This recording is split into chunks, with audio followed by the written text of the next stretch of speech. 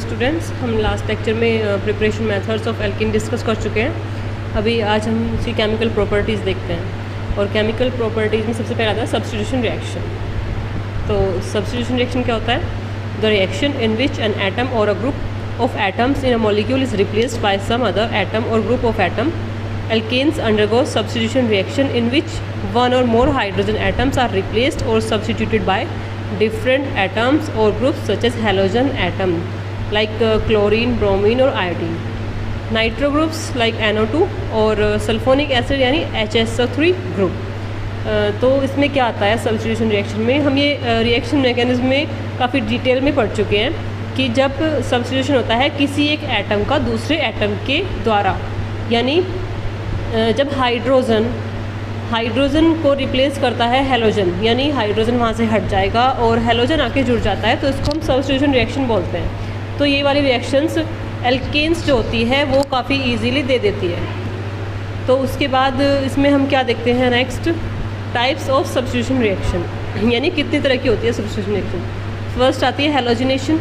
This involves the replacement of one और more atoms of alkanes by the corresponding number of halogen atoms, यानी इसमें क्या होता है, वन और more atom of alkene by the corresponding number of halogen, यानी जितने भी हाइड्रोजन हटेंगे उतने ही हेलोजन आके जुड़ जाएंगे।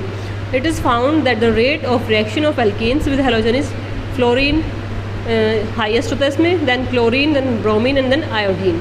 Rate of replacement of hydrogen of alkenes is tertiary, secondary and primary, यानी जो टर्शरी हाइड्रोजन होता है वह सबसे फास्ट रिएक्शन देता है, सबसे जल्दी रिप्लेस होता है हेलोजन्स के द्वारा।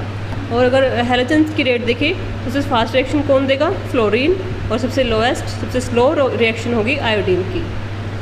इसके बाद आता है, इसमें हम इसका एग्जांपल देख लेते हैं रिएक्शंस कैसे होती है। इसमें मीथेन है प्लस क्लोरीन की रिएक्शन कराते हैं इन प्रेजेंस ऑफ HNO, यानी लाइट की प्रेजेंस में। इससे बनेगा क्लोरोमीथेन, एक हाइड्रोजन रिप्लेस हुआ है। फिर नेक्स्ट स्टेप में भी सेम यही इथेन में कर रहे हैं। उसके बाद अगर हम सेम कंडीशन को रखें, रिएक्शन की कंडीशन सेम बनाए रखें, तो एक हाइड्रोजन जैसे रिप्लेस होता है उसी की तरह से बाकी जितने हाइड्रोजन बचे होते हैं वो सारे भी क्या हो जाते हैं? Replace.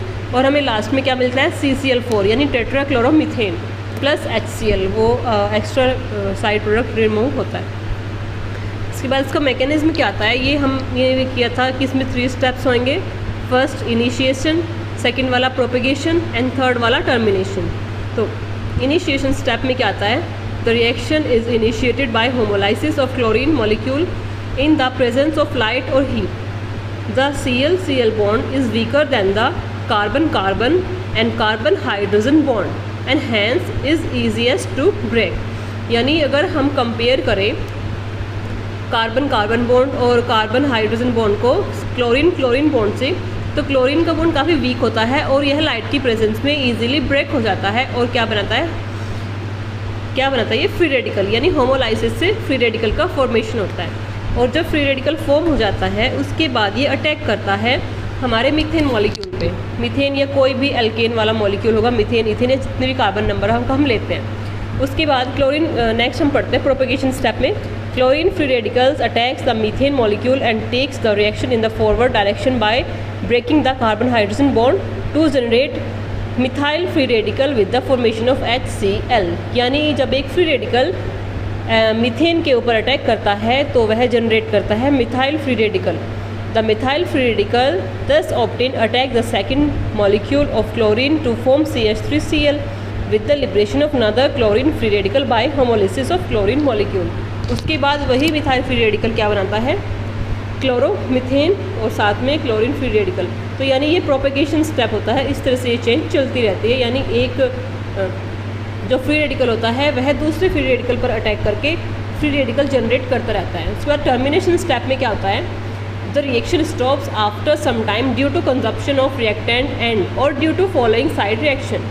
The possible chain termination steps are, जब क्लोरीन के 2 फ्री रेडिकल आपस में कंबाइन हो जाएंगे तो भी चेन टर्मिनेट हो सकती है, और अगर 2 मिथाइल फ्री रेडिकल आपस में कंबाइन होंगे तो वो भी इथेन मॉलिक्यूल बना करके चेन टर्मिनेट कर सकते हैं। इसके अलावा एक मिथाइल फ्री रेडिकल और दूसरा क्लोरीन फ्री रेडिकल आपस में कंबाइन होकर क्लोरोमीथेन बना करके भी चेन को टर्मिनेट कर सकते हैं। the one of the product is formed but free radical are consumed and the chain is terminated. इसके बाद नेक्स्ट रिएक्शन आती है combustion. Alkanes on heating in the presence of air or dioxygen are completely oxidized to carbon dioxide and water with the evolution of large amount of heat. यानी combustion reaction में क्या होता है, oxygen की या air की presence में जब एल्केन जो है ऑक्सीडाइज होते हैं और कार्बन डाइऑक्साइड और वाटर का फॉर्मेशन करते हैं, तो उसको हम बोलते हैं कंबशन रिएक्शन. इसमें हीट एनर्जी जो है इवॉल्व होती है, हीट निकलती है यानी reaction. The general combustion equation for any alkene, ये काफ़ी इंपॉर्टेंट है, आपको नोट करनी है. CnH2n+2 ये एल्कीन का जनरल फार्मूला होता है, प्लस 3n+1/2 O2, यानी O2 के डाइऑक्सीजन की कितने मॉलिक्यूल हमें लेने होते हैं वो इसमें नंबर दिखाया हुआ है. फिर बनते हैं NCO2 प्लस n+1 H2, यानी जितनी CO2 बनेगी उससे एक ज़्यादा हमारे पास वाटर मॉलिक्यूल फॉर्म आएंगे. Due to the evolution of large amount of heat during combustion, alkanes are used as fuel cells, यानी ये फ्यूल सेल्स की तरह से यूज़ हो सकती है. इसके बाद आता है controlled oxidation. Alkanes on heating with a regulated supply of dioxygen or air at high pressure and in the presence of suitable catalyst give a variety of oxidation product. When a mixture of methane and oxygen in the molar ratio of 9:1 is compressed to about 1100 atmosphere and passed through copper tubes at 575 Kelvin, methane is oxidized to methanol. यानी जब limited होती है air की supply तो combustion भी incomplete होएगा, तो उसकी आप रिएक्शन ये नोट करेंगे. यानी इसमें मिथेनॉल CH2CH4 प्लस O2, ये एरो के ऊपर एटमॉस्फेयर लिखा है 1100 एटमॉस्फेयर, और ये 2CH3OH is equal to arrow के राइट साइड में है. When methane is mixed with oxygen and passed through heated molybdenum oxide यानी MO2O3 एक कैटलिस्ट की तरह से काम करेगा. Under pressure it is oxidise to methanol. इसमें क्या बन जाएगा, एल्डिहाइड. रिएक्शन नोट कर लेंगे. ये HCHO प्लस H2O एरो के राइट साइड में आएगा, ये मिसप्रिंट हुआ हुआ है. नेक्स्ट आता है reaction of steam. On passing a mixture of steam and methane over heated nickel यानी सपोर्टेड और alumina Al2O3 catalyst at 1273 Kelvin, methane is oxidise to carbon monoxide and hydrogen is evolve. यानी जब methane की reaction water के साथ में कराते हैं, वाटर स्टीम गर्म पानी की भाप जो होती है, तो क्या बनता है, कार्बन मोनोऑक्साइड और हाइड्रोजन. फिर आती है pyrolysis. Next reaction. When higher alkanes are heated to high temperature in the presence of alumina और silica catalyst, the alkanes break down to lower alkanes and alkenes. For example, जब high temperature पे और alumina और silica की catalyst की presence में हम उसको हीट करते हैं तो वो लोअर एल्केन्स में टूट जाते हैं. ये रिएक्शन भी इम्पोर्टेंट है, इसको आप नोट करेंगे. नीचे ये देखिए C6H14 773 केल्विन पे 6 कार्बन वाली बन जाती है, फिर 4 कार्बन की और 3 कार्बन की. इसके बाद आता है isomerisation reaction. Alkanes isomerise to branch in alkanes when heated with anhydrous aluminium chloride यानी AlCl3 and hydrogen chloride at 573 Kelvin under a pressure of about 30 to 35 atmosphere. यानी जो नॉर्मल ब्यूटेन होती है, अगर हम AlCl3 की प्रेजेंस में HCl के साथ रिएक्शन करवाएंगे तो क्या होगा, वो आइसोमराइजेशन हो जाएगा, यानी इसमें ब्रांच, इसमें आइसोप्रोपेन बन जाती है. इसमें ये मिसप्रिंटिंग हुई है, CH3CH जो बीच वाला CH है, इसके साथ में एक और CH3 जुड़ा हुआ है, आप ये ठीक कर लेंगे. Sorry. Aromatization. The alkanes containing 6 or more carbon atoms when heated at high about 773 Kelvin under high pressure of 10 to 20 atmosphere in the presence of catalyst on alumina gel get converted to aromatic compounds. This process is called aromatization. जो hexane होता है वो 773 Kelvin temperature हम अगर लेंगे तो वो benzene में कन्वर्ट हो जाएगा, यानी इसको एरोमेटाइजेशन हो जाएगा. सिंपल सी रिएक्शन है, आप इसको नोट करें.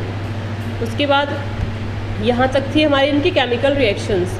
ये 5-6 टाइप की केमिकल रिएक्शन शो करते हैं, जितने भी एल्केन्स होते हैं इन सभी को आप ध्यान से नोट करेंगे.